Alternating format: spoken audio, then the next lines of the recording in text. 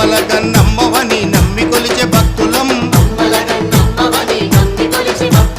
నిరంతరము నిన్ను తలచె నీ పాద దాసులం